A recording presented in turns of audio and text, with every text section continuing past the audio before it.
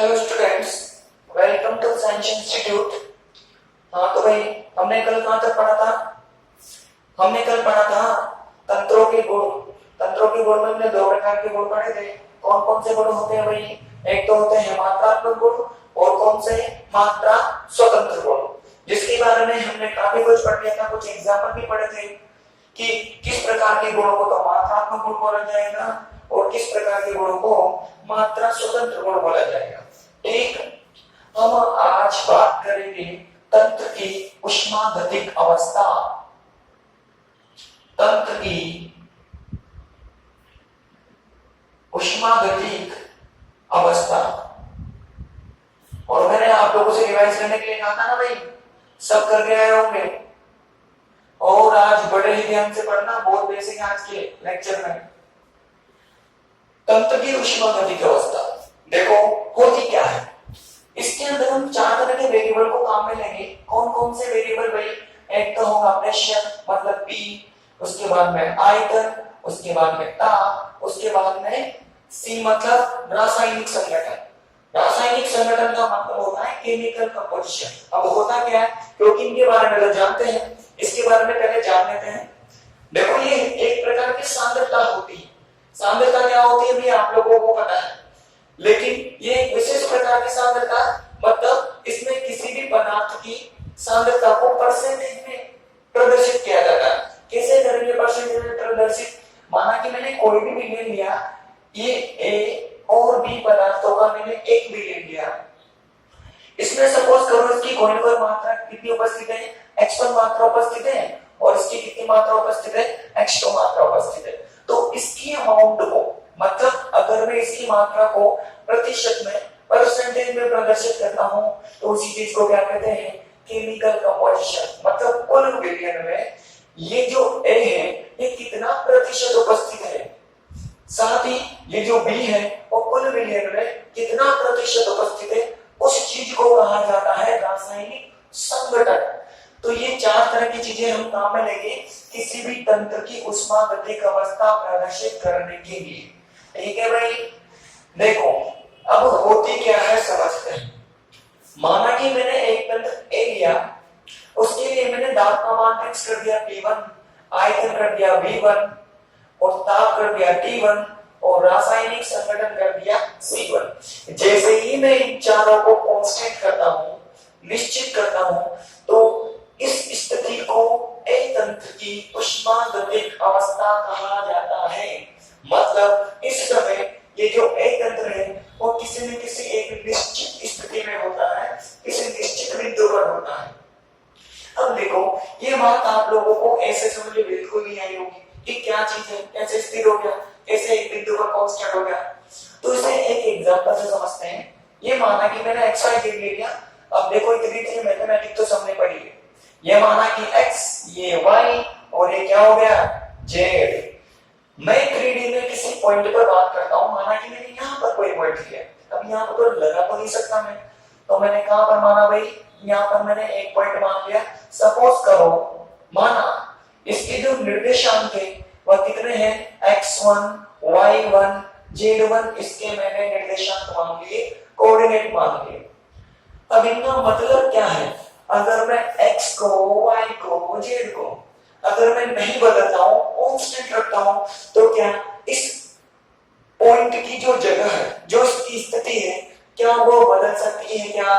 तो जवाब होगा बिल्कुल नहीं बदल सकती। मतलब जब तक x को, y को और z को परिवर्तित नहीं किया जाएगा, ये पॉइंट अपनी जगह से हिल भी नहीं सकता। ठीक, जिस प्रकार से ये पॉइंट इनको कांस्टेंट करने पर अपनी जगह से हिल नहीं सकता, उसी प्रकार से वही बात कहां होती है, इस एक तंत्र पर होता है। जैसे कि मैंने कोई भी बिंदु लिया था, उसके लिए क्या हो गए, निर्देशांक मतलब कोऑर्डिनेट हो गए। उसी प्रकार से ये चारों भी किसी तंत्र के लिए कोऑर्डिनेट की तरह काम करते हैं, निर्देशांक की तरह काम करते हैं। जैसे वहां पर उनको कांस्टेंट करने से, नियत करने से वो बिंदु नियत हो गया, स्थिर हो गया, वैसे इनको कांस्टेंट करने से भी कोई भी तंत्र स्थिर हो जाएगा, नियत हो जाएगा। अब मैं इस पॉइंट को, अब मैं क्या बोलूंगा कि जैसे मैंने ये कांस्टेंट किए, तो अभी मैं बोल सकता हूं कि कोई भी पॉइंट अभी इस जगह पर है, मतलब कहाँ है, यहाँ पर है, यहाँ पर इस स्थिति पर है, इस स्थिति मतलब इस अवस्था पर है, इसको मैं अवस्था बोल सकता हूँ। उसी प्रकार से ये जो ए तंत्र है वो इस स्थिति में है या इस अवस्था में है, इसी चीज को क्या कहते हैं, ऊष्मागतिक अवस्था। मतलब अगर हमें किसी भी तंत्र को प्रदर्शित करना हो, हमें रिप्रेजेंट करना हो सिस्टम को, तो हमें 4 तरह के वेरिएबल की रिक्वायरमेंट होगी। कौन कौन से हैं, बोर्ड पर लिखे हुए हैं। दाब भी चाहिए, आयतन भी चाहिए, ताप भी चाहिए और रासायनिक संगठन भी चाहिए। अब डिपेंड करेगा, अब ये देखो इनमें से चारों के मान हमें फिक्स करने पड़ेंगे या कोई 3 के या कोई 2 के। ये चीज किस पर डिपेंड करेगी, हमारे लेने वाले तंत्र की प्रकृति पर, कि तंत्र कौन से प्रकार का है या हमने कौन सा तंत्र लिया है। जैसे कि एग्जांपल पर बात करते हैं, माना कि मैंने एग्जांपल लिया, सबसे नंबर 1 एग्जांपल की बात कर रहा हूं मैं। कौन सा एग्जांपल, रियल गैस है। रियल गैसों का मतलब है वास्तविक गैसें। अगर मैं किसी वास्तविक गैस की बात करता हूं तो मुझे इन चारों में से केवल दाब को, आयतन को और ताप को ही कांस्टेंट करना पड़ेगा। इन तीनों को कांस्टेंट करने से किसी भी वास्तविक गैस का जो तंत्र है वो निश्चित हो जाएगा, एक स्थिति में आ जाएगा।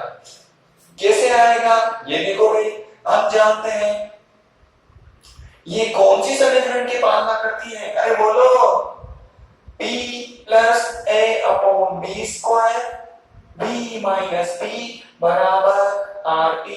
कहां पढ़ी थी भाई, ये फर्स्ट ईयर में पढ़ी थी, सबको याद है, मुझे पता है ये पढ़ी थी। अब बताओ इस समीकरण में कहीं भी ये जो सी है मतलब रासायनिक संगठन आया क्या, नहीं आया। जब आया ही नहीं तो हमें कांस्टेंट करने की रिक्वायरमेंट है क्या, नहीं है। इसकी वजह से वास्तविक गैस केवल 3 चरों को स्थिर करने पर ही स्थिर हो जाती है। लेकिन अगर हम बात करते हैं किसी रियल गैस की, सॉरी, अगर हम बात करते हैं किसी आदर्श गैस की, आदर्श गैस का मतलब क्या हो गया, आइडियल गैस। बताओ आदर्श गैस कौन सी समीकरण की पालना करती है, अरे बोलो भाई बोलो, पीवी बराबर आर टी। मैंने n बराबर क्या कर दिया, इसके लिए 1 कर दिया, तो क्या हो जाएगा, पीवी बराबर आर टी हो जाएगा। अब देखो ध्यान से समझना, मैंने p को कांस्टेंट किया, v को कांस्टेंट किया, तो आप जानते हो ऑलरेडी कांस्टेंट है, ठीक। तो जैसे ही मैं इसको कांस्टेंट करता हूं, इसको कांस्टेंट करता हूं, ये कांस्टेंट है, तो बताओ इस p का मान अपनी जगह से हिल सकता है क्या, अरे हिल सकता है क्या, परिवर्तित हो सकता है क्या, बिल्कुल भी चेंज नहीं हो सकता। उल्टा कर दो, माना कि मैंने इस बार p को कांस्टेंट किया और किसको कांस्टेंट कर दिया, t को कांस्टेंट कर दिया। अब बचा कौन, v, तो v क्या हो जाएगा, कांस्टेंट हो जाएगा, मतलब अब इसका मान परिवर्तित नहीं हो सकता। मतलब क्या निकला, क्या कंक्लूजन निकला, मतलब अगर हम कोई भी वास्तविक गैस लेते हैं तो हमें 3 चरों की आवश्यकता होती है, लेकिन अगर हम आदर्श गैस की बात करें तो केवल 2 चरों की आवश्यकता होगी, कोई भी 2 चर। आप पीटी को करिए, पीवी को करिए या पीटी को करिए, कोई भी 2 चर आप नियत करो, ऑटोमेटिक जो आदर्श गैस है वो कांस्टेंट हो जाएगी। मतलब किसी भी आदर्श गैस को प्रदर्शित करने के लिए आपको केवल 2 चरों की आवश्यकता होती है, क्योंकि तीसरा तो कांस्टेंट करते हैं ऑटोमेटिक ही इस समीकरण के द्वारा कांस्टेंट हो जाता है। अरे आई नहीं आई बात समझ में, आई कि नहीं आई बात समझ में। इस प्रकार की जो अवस्थाएं होती है उन्हें क्या कहा जाता है, ऊष्मागतिक अवस्था। ठीक है भाई, लिखो, टॉपिक डालो फटाफट और लिखना स्टार्ट करो। किसी तंत्र को प्रदर्शित करने के लिए निम्न 4 चरों की आवश्यकता होती है, निम्न 4 चरों की आवश्यकता होती है। लिखो नंबर 1 दाब, सेकंड आयतन, ब्रैकेट में लिखेंगे ना पीवी, उसके बाद में ताप मतलब टी, फिर रासायनिक संगठन मतलब सी, ठीक है, अगली लाइन से लिखो, उपरोक्त चारों चरों को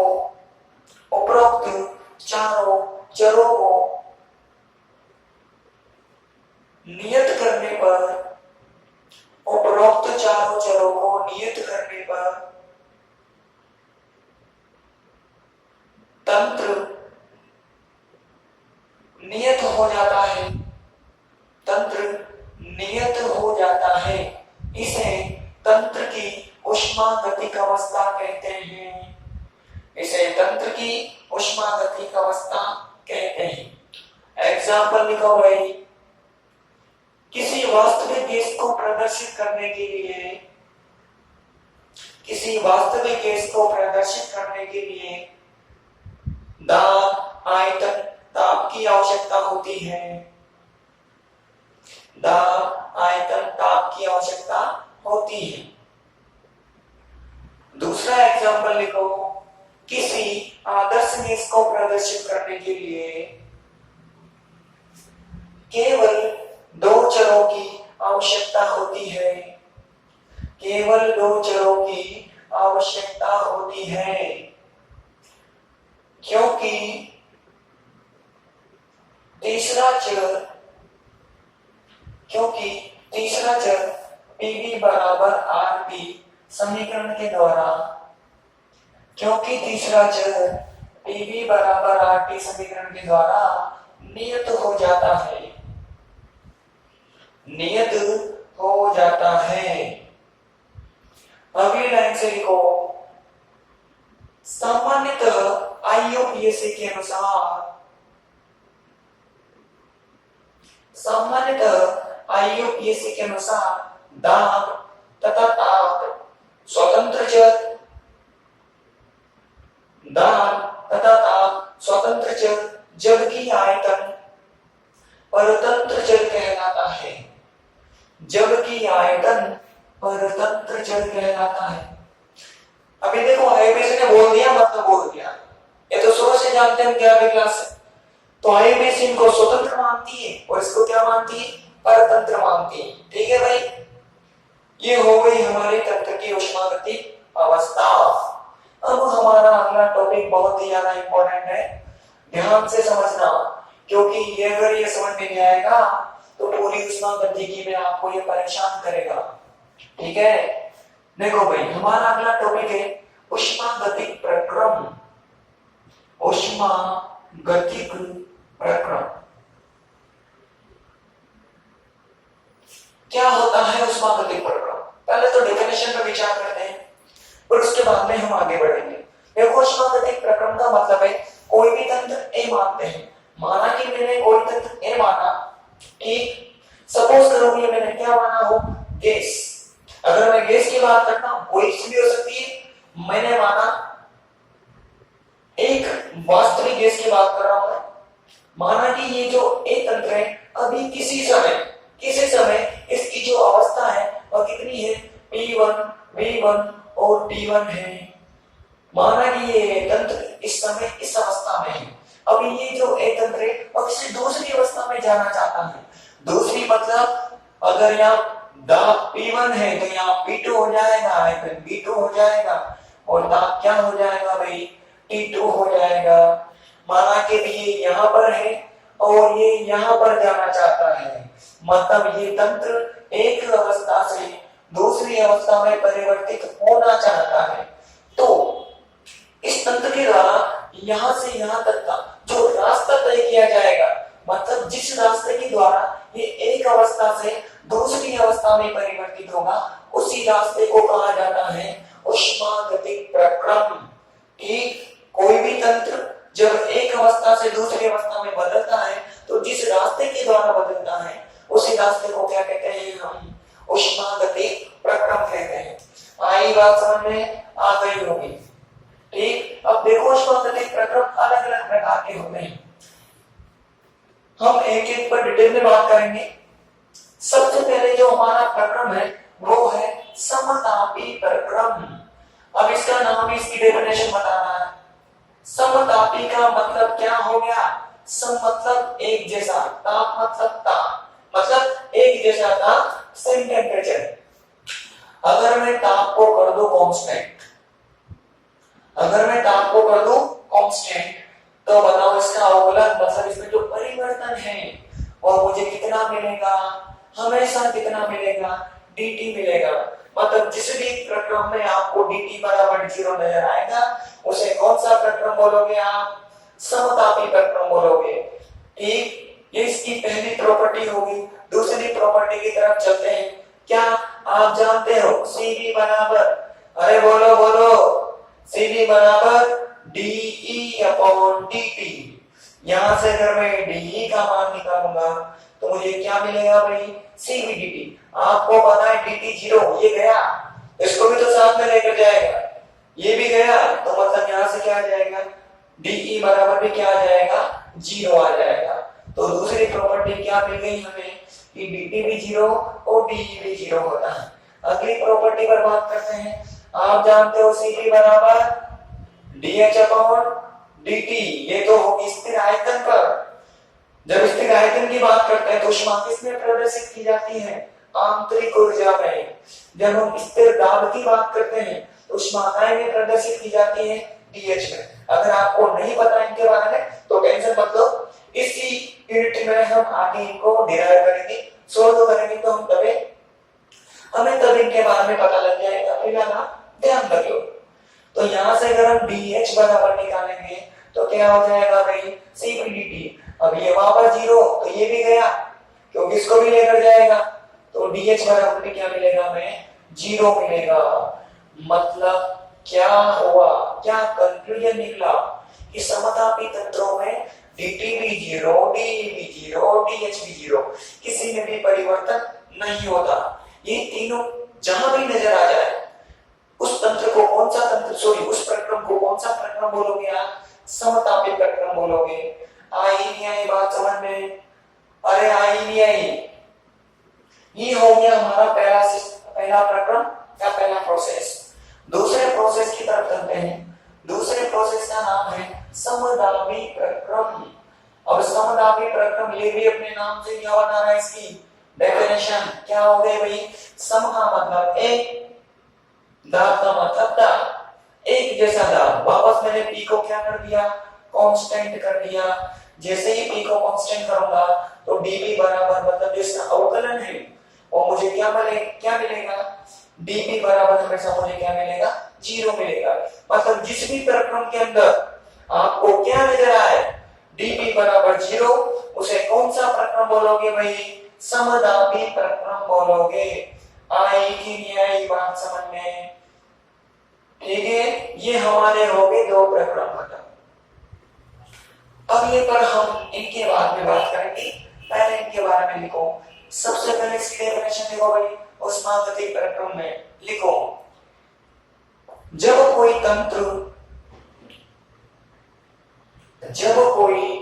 तंत्र एक ऊष्मागतिक अवस्था से, जब कोई तंत्र एक ऊष्मागतिक अवस्था से दूसरी ऊष्मागतिक अवस्था में, एक ऊष्मागतिक अवस्था से दूसरी ऊष्मागतिक अवस्था में परिवर्तित होता है तो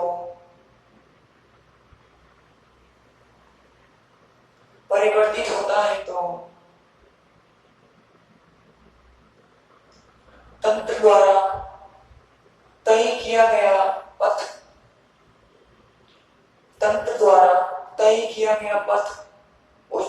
ऊष्मागतिक प्रक्रम कहलाता है। तंत्र द्वारा तय किया गया पथ ऊष्मागतिक प्रक्रम कहलाता है। अगली लाइन से लिखो, ये निम्न प्रकार के होते हैं,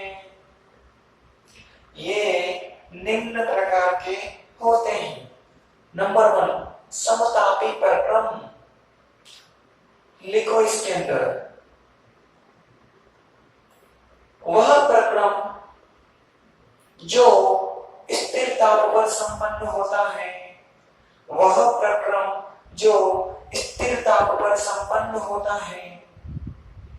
समतापी प्रक्रम कहलाता है। समतापी प्रक्रम कहलाता है। लिख लो भाई इसकी प्रॉपर्टीज, स्क्रीनशॉट ले लो या वीडियो पॉज कर लो और लिख लेना। अगला लिखो समदाबी प्रक्रम। लिखो इसके अंदर वह प्रक्रम जो स्थिर दाब पर, वह प्रक्रम जो स्थिर दाब पर संपन्न होता है, स्थिर दाब पर संपन्न होता है, उसे समदाबी प्रक्रम कहते हैं। उसे समदाबी प्रक्रम कहते हैं। इसकी प्रॉपर्टी लिख लो भाई, dv बराबर हमेशा क्या होगा, इसके अंदर 0 होगा। अब हम बात करते हैं अगले प्रक्रम पर। अगला जो प्रक्रम है हमारा वह कौन सा है भाई, समआयतनिक प्रक्रम। देखो भाई सबके सब अपने नाम से क्या बता रहे हैं, अपनी डेफिनेशन बता रहे हैं, सीधे साधे विचार है। देखो इसमें क्या हो जाएगा, जो एक निश्चित आयतन पर हो, आयतन को मैंने कर दिया निश्चित, निश्चित का मतलब कांस्टेंट, तो यहां से अगर मैं इसका अवकलन कर दूंगा तो मुझे हमेशा क्या मिलेगा, 0। मतलब जो भी प्रक्रम dv बराबर 0 पर संपन्न हो उसे क्या बोलोगे आप, समआयतनिक प्रक्रम बोलोगे। अब इस प्रक्रम की एक प्रॉपर्टी और होती है क्या, कि अगर ऐसे प्रक्रम में कोई भी कार्य किया जाए, मतलब अगर हम ऐसे प्रक्रम में कार्य करेंगे तो वो हमेशा किसके बराबर आएगा, 0 के बराबर आएगा। अब ये कहां से आया, इसके लिए आपको कल का लेक्चर देखना पड़ेगा। इस चीज को हम कल के लेक्चर में प्रूव करेंगे कि आखिर dv बराबर 0 पर dw 0 कैसे होता है। तो ठीक है भाई, कल के लेक्चर में हम चीज को प्रूव कर देंगे। फिलहाल ध्यान रख लो dw बराबर क्या होगा, 0 होगा। तो इस प्रकार के प्रक्रम को क्या बोलोगे आप, समआयतनिक प्रक्रम बोलोगे। अगला जो हमारा प्रक्रम है वो है चक्रीय प्रक्रम। ये भी नाम से डेफिनेशन बता रहा है भाई। चक्रीय का मतलब जो एक चक्र में हो। सपोज करो माना कोई तंत्र ए था, ठीक, वो पहले स्मॉल लेवल अवस्था में था। कोई तंत्र ए कैपिटल है, सपोज करो पहले किसी स्मॉल a1 अवस्था में है, माना कि वो कहां चला गया, a2 में चला गया, फिर उसके बाद में a3 में, फिर उसके बाद में a4 में। अगर ये a4 से वापस कहां आ जाता है, a1 में आ जाता है, तो पूरा का पूरा क्या बन गया, चक्र बन गया। इसी प्रक्रम को कौन सा प्रक्रम बोलोगे, चक्रीय प्रक्रम। मतलब कोई भी तंत्र जहां से शुरू हो वहीं पर ही वापस लौट कर आ जाए तो उसे क्या कहोगे आप, चक्रीय प्रक्रम। अपने घर से शुरू हुआ था तो आना भी कहां चाहिए, अपने घर पर ही आना चाहिए। उसी कंडीशन में ये क्या कहलाएगा, चक्रीय प्रक्रम कहलाएगा। आई कि नहीं आई बात समझ में, ठीक। इस प्रकार के प्रक्रम में भी क्या होता है, dt बराबर 0 होता है। अब ये भी कहां से आया, आप लोगों को इसी यूनिट के अंदर आगे पता लगेगा। जैसे जैसे हम आगे बढ़ते जाएंगे वैसे वैसे पता चल जाएगा कि चक्रीय प्रक्रम में भी dt बराबर क्या होता है, 0 होता है। ठीक है भाई, ठीक। लिखो नंबर 3 समआयतनिक प्रक्रम। लिखो ऐसा प्रक्रम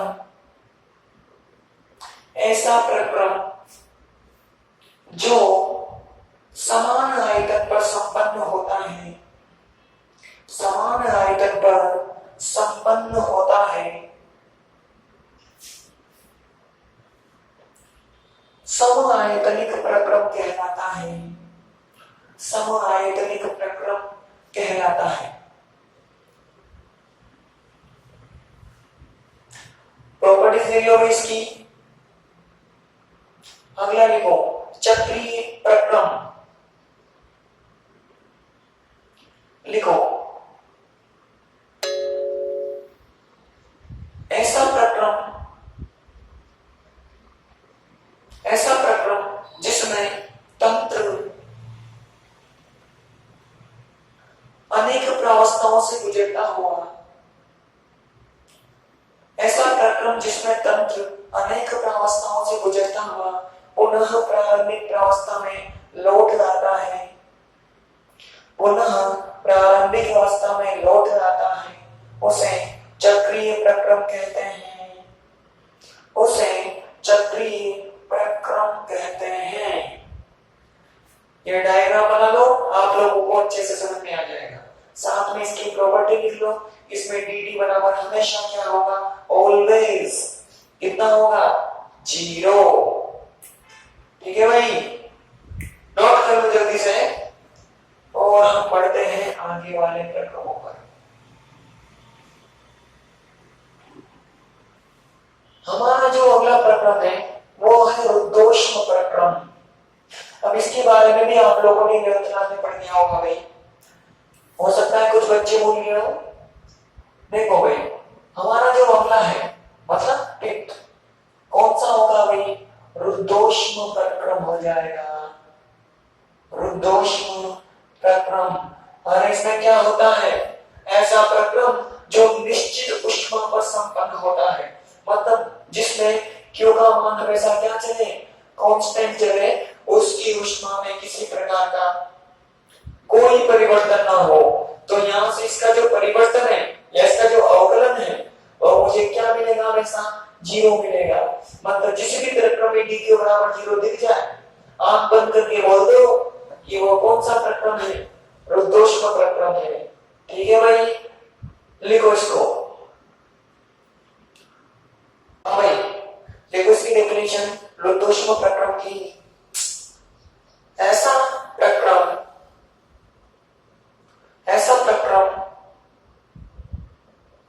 जो नियत ऊष्मा पर, ऐसा प्रक्रम जो नियत ऊष्मा पर संपन्न होता है, नियत ऊष्मा पर संपन्न होता है, उसे रुद्धोष्म प्रक्रम कहते हैं, उसे रुद्धोष्म प्रक्रम कहते हैं।